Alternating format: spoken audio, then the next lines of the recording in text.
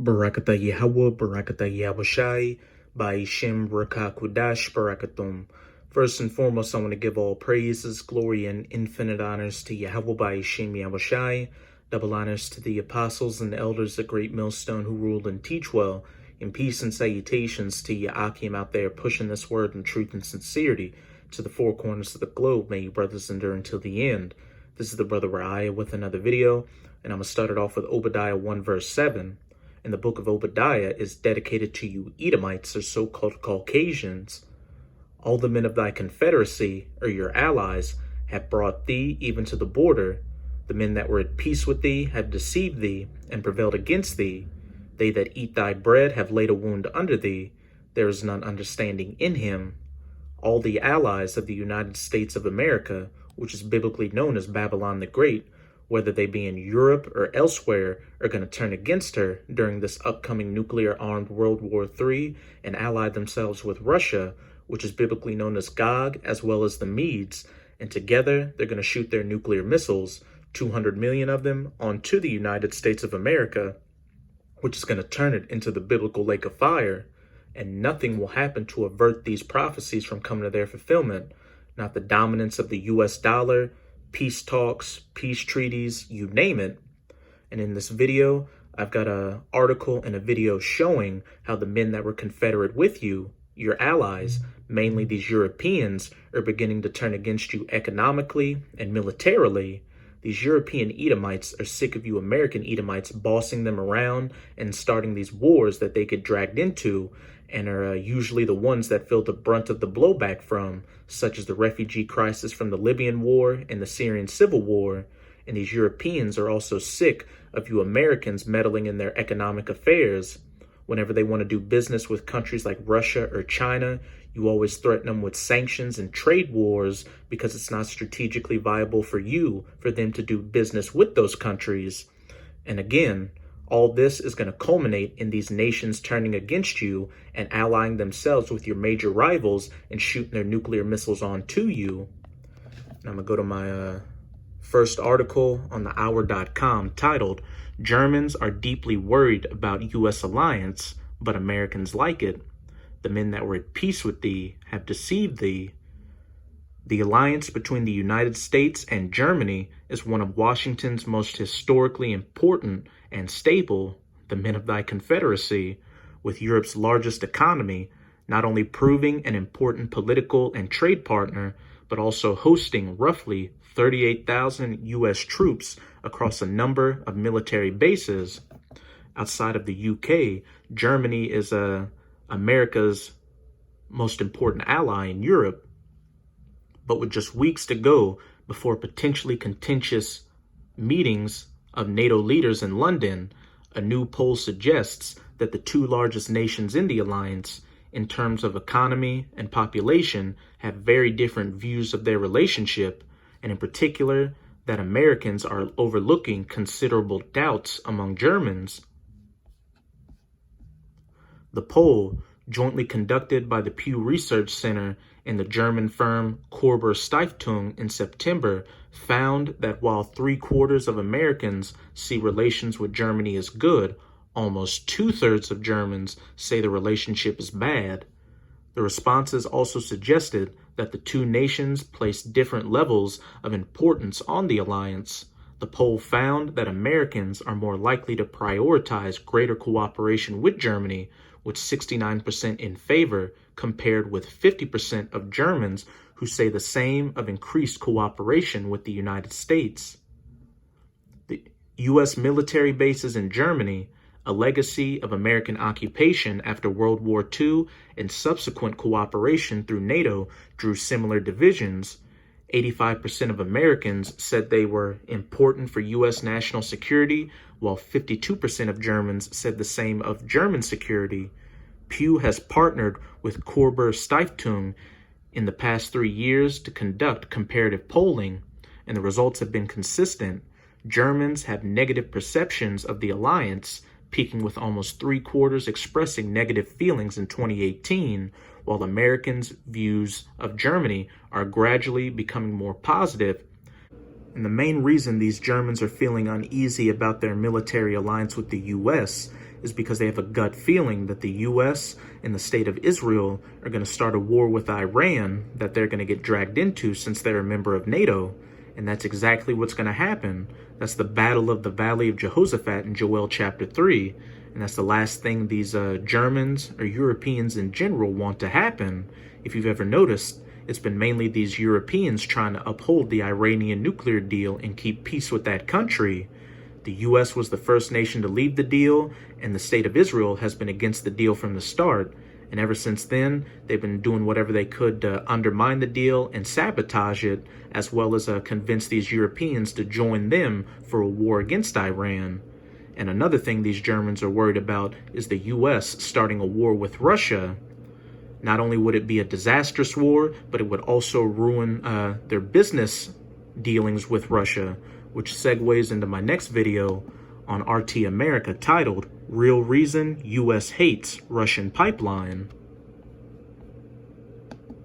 Here's another story. Denmark has given the go-ahead for the Russian firm to lay miles of pipeline into its territorial waters. This is part of Nord Stream 2, the gas pipeline that will funnel fuel from Russia into Europe. Big deal, right? This pipeline's obviously providing a boost to the Russian economy, but also to the economies of gas beneficiaries like Germany. Germany again. By the way, at 759 miles in length, this undersea pipeline will deliver almost 2 trillion cubic feet of gas per year. That's a record. Joining us now, former U.S. diplomat Jim Jatras. How big a deal is this? Denmark says, hey, you know what? You can go ahead and do this. It's a big deal. It's not a complete surprise, but it is a big deal. Rick, there's a specter haunting Washington. The specter is called decoupling. That what American policymakers have always been afraid of, and I think increasingly afraid of, as a lot of Europeans see that their economic interests and political interests don't necessarily line up with those of Washington and NATO, is to say, the men that were at peace with thee have deceived thee. Back in Obadiah 1 and 7, they that eat thy bread, that bread of military protection and business dealings, have laid a wound under thee. It's no longer economically viable for us to do business with the U.S. We'd be making a lot more inroads if we started doing business with Russia. why shouldn't we have greater commerce with the Russians? Why aren't we a natural customer for their energy? And we know there was a lot of jawboning from the Trump administration trying to stop this thing. No, you don't need that Russian gas. You can buy our much more expensive Freedom gas that we'll ship over with as LNG, and we'll give you some fries to go along with it. And some countries that are like Poland, for example, are buying that line, but the Germans are, I think, a little smarter than. Well, listen, I'm not the smartest guy in the world, but I can figure something like this out, right? So this script right here is Russia, right? Yep. And this pen right here is Europe, right? Last time I checked, Europe is next to Russia, but to get from the United States to Europe, you've got this cup of, by the way, this is non-alcoholic. It's a pond, I believe. There's an Atlantic Ocean here, so it behooves the pen to be able to get things from right here without having to go all over the world to get it from over here, right? It just makes sense for the Europeans. Well, obviously, you're not a geostrategist. That if the issue is political control, and that also means financial and economic control, right, you don't want them buying the gas from that little piece of paper right there. You want them to buy it from this piece of paper, which we control, and then they are basically under our thumb. But here's the irony of this. I mean, it really is interesting to look at a situation like this where we have all these pro-market guys, right? All the guys who are free market. We want the whole world to just enjoy the benefits of how the market works. This is a market force in action. The Russians are saying, we're not the Soviet Union. We now do commerce, and this is our way of doing commerce with Europe. Why the hell would we stop that? Unfortunately, Rick, all that talk is just that. It's just rhetoric. You'd think right after the Soviet Union fell apart and we had a non-communist Russia, we'd say, great, play by the same rules everybody else does. Let's get into the stream of commerce. Just everything you said. From the very beginning in the 1990s, we had a policy coming from the State Department of trying to cut off Russian gas exports to Europe. Why do you think they built the Baku-Ceyhan pipeline through Turkey so we could have Caspian gas coming from Azerbaijan coming to Europe, coming to the customers to the West? Because we didn't want them to buy Russian gas. And we also had the problem, for example, that the main pipelines are running through Ukraine, and that becomes who holds the hand on the spigot issue. There's a caveat or a side note here, and that is while most people are saying, oh, look, Trump's being punishing, or the U.S. is punishing Russia once again, are they really going after Russia? Because who they're really punishing are European countries like Germany, who really need that gas for what, especially what they do, which is car manufacturing, right? Absolutely, and that's the thing where you can only push some of these Europeans so far, and they'll talk a good fight, the Russian aggression in Ukraine and all that kind of stuff. But when it comes down to their bread and butter issue, Deutschmarks and Pfennig, they know how to add, and they see that what the Americans are offering them just doesn't add up. Well said. That's a good conversation once again. Glad to have you. You can only push them so far before they eventually just turn against the U.S. and ally themselves militarily with Russia and shoot their nuclear missiles onto the U.S. Let's get back to these precepts. This is Revelation 17, verse 16. And the 10 horns, which is referring to the first 10 common markets of the European Union back when it was known as the European Economic Community, which West Germany and Denmark were a part of, which thou sawest upon the beast, NATO, these shall hate the whore, the United States of America, Babylon the Great, and shall make her desolate and naked, and shall eat her flesh and burn her with fire, that nuclear fire. This is Jeremiah 50, verse 9. For lo, I will raise and cause to come up against Babylon, the United States of America, an assembly of great nations from the north country, and that north country is Russia, and that assembly of great nations is not only the allies of Russia, such as China, Iran, and North Korea, but again, also the allies of the United States, such as the UK, Germany, and these other NATO nations, which are going to turn against her and ally themselves with Russia. And the men of thy confederacy have deceived thee, and they shall set themselves in array against her. From thence she shall be taken. Their arrows shall be as of a mighty expert man. None shall return in vain.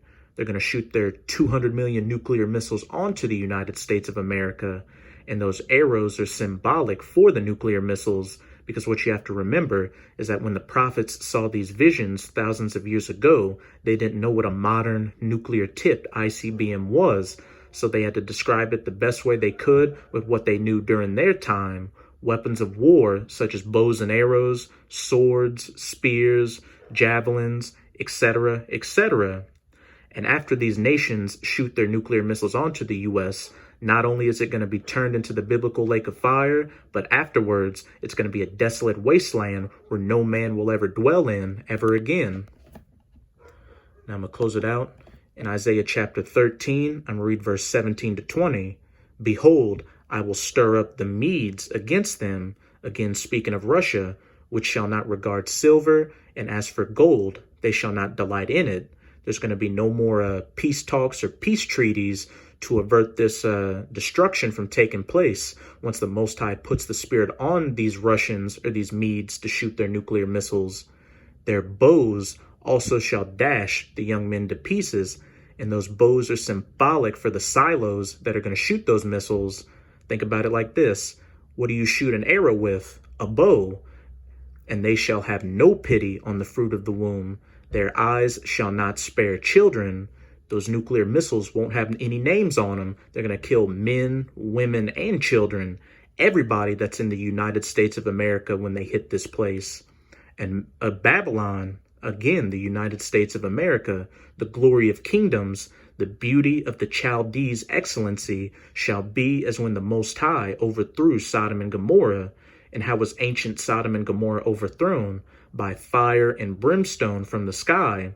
And this modern day Sodom and Gomorrah, because the United States, besides being known as Babylon the Great, is also known as spiritual Sodom in Revelation 11 verse 8, is going to get overthrown by that modern fire and brimstone from the sky, those nuclear tipped ICBMs. And it shall never be inhabited, neither shall it be dwelt in from generation to generation, neither shall the Arabian pitch tent there, neither shall the shepherds make their fold there. It's going to be a desolate wasteland that's going to stand as a memorial as what a wicked kingdom looks like and how not to govern the earth. So with this video, I hope you sincere Akim are edified. Just keep strong and keep pushing this word. We're almost out of this final wicked captivity of Esau Edoms. And as always, I'm going to say Abba Bal, Kwame Asharala. Till next time, Shalom.